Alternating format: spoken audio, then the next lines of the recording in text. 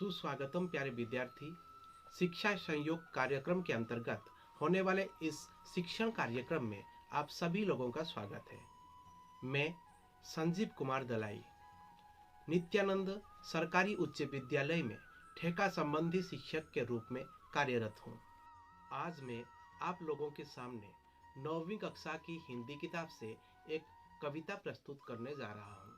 तो इस कविता का नाम है प्रियतम और इसके जो कवि हैं उनका नाम है सूर्यकांत त्रिपाठी निराला। तो कविता को पढ़ने से पहले चलिए कवि परिचय के बारे में थोड़ा जान लेते हैं। तो कवि सूर्यकांत त्रिपाठी निराला जी का जन्म बंगाल के मेदिनीपुर जिले के महिषादल नगर में 1897 ईस्वी को हुआ था।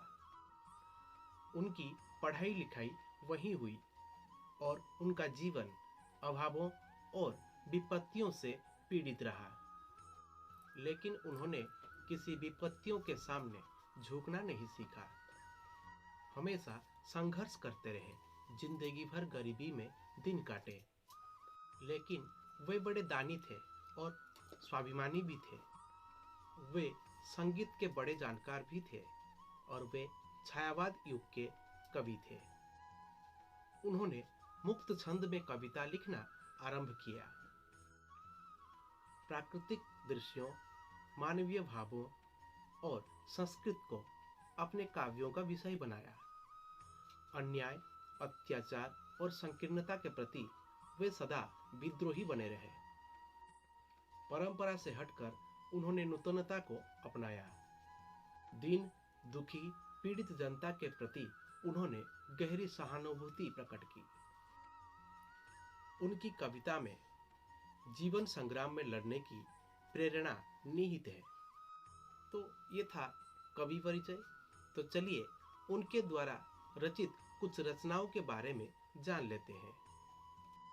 परिमल, गीतिका, अनामिका, कुकुरमुत्ता, ओणिमा, बेला और नए पत्ते और भी अपरा आदि काव्य संग्रह हैं।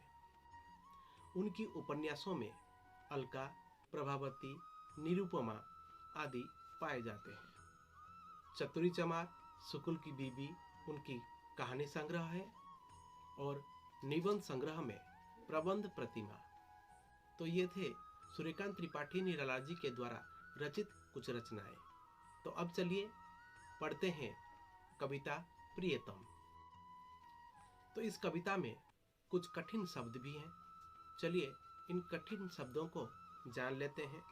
इसमें है मृत्युलोक, जिसका अर्थ है पृथ्वी या संसार, और है पुण्य श्लोक, जो है पवित्र, यश या फिर कीर्ति वाला, और प्राणों से प्रियतम मतलब जीवन से भी अधिक प्यारा, स्मरण मतलब याद रखना, और चक्राना मतलब हैरान होना या फिर चकित हो जाना, दिवारात्रि मतलब दिन रात, सविशेष आवश्यक या फिर जरूरी, और तेलपूर्ण मतलब तेल से भरा कोई पात्र, और प्रदक्षिणा मतलब चक्कर लगाना मतलब चारों तरफ घूमना, और धृत लक्ष्य लक्ष्य में लगा, पर्यटन यात्रा, वैकुंठ स्वर्ग, उल्लास हर्ष, अवगत मालूम होना, इष्ट अभिलाषित या फिर वांछित, और उत्तरदायित्व जो हम कहते हैं जिम्मेदारी, और जिम्मेदारी निभाना, पूरा करना, लज्जित शर्मिंदा होना। तो चलिए कविता प्रियतम को हम पढ़ते हैं और विस्तार से समझते हैं। तो कविता में लिखते हैं, एक दिन विष्णु के पास गए नारद जी, पूछा मृत्युलोक में वह कौन है, पुण्य श्लोक भक्त तुम्हारा प्रधान।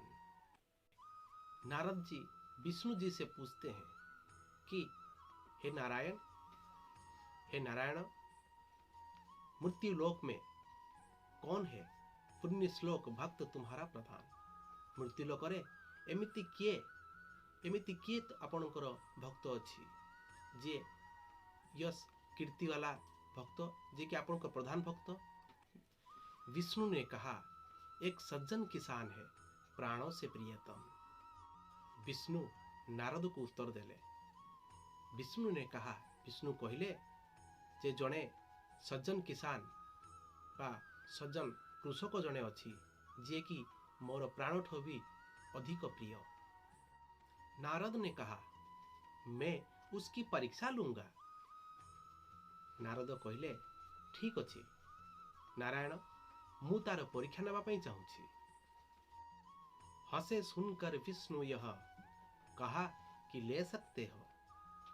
नारदंकर यही कथा सुनी विष्णु हसीदेले एवं कहले, निर्द्वंद्वरे मा निसंदेह तुम्हें तार परीक्षा नहीं पार। नारद जी चल दिए पहुंचे भक्त के यहाँ। नारद जाई से भक्तों को पाखरे पहुंची गले। से सज्जन किसान माने से कृषक भक्त को पाखरे पहुंची गले। कौन पाई ना परीक्षा नवा पाई। नारद जी चल दिए पहुंचे भक्त के यहाँ। नारद जाई से भक्तों को पाखरे पहुंची गले। से सज्जन किसान माने से कृषक भक्त को पाखरे पहुंची गले। कौन पाई ना परीक्षा नवा पाई। देखा, हल जोत कर आया वो दोपहर को, हल जोत कर आया वो दोपहर को, दरवाजे पहुंचकर राम जी का नाम लिया। नारद जी देखते हैं हल जोत कर माने हल करी सीए माने कृषक घर को फेरिला एवं द्वार पाखरे पहुंची श्री राम कर नाम स्मरण कला।